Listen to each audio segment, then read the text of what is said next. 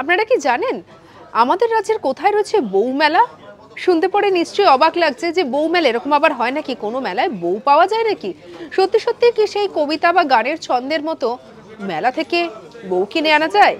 আসলে বিষয়টা কি সেটাই আপনাদেরকে বলবো। যেটা জানা যায় যে সুন্দরবনের মিনাখার বগিরহুলায় শুরু হয় ঐতিহ্যবাহী একটি প্রাচীন বউ মেলা, বা একে আরো একটি নামে ডাকা হয়, সেটা হচ্ছে বগিরহুলা বউ মেলা।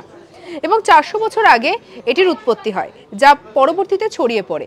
আসলে সেই সময় শত শত গ্রামের মানুষ মারা গিয়েছিলেন মহামারীর কবলে পড়ে। তার জন্য মা শীতলার পুজো করা শুরু হয় এবং এরপরে এই স্থানটি পূর্ণ স্থানে পরিণত হয়।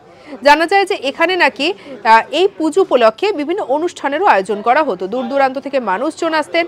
আর এই মেলাটিরই নাকি নামকরণ করা হয় বউ মেলা নামে।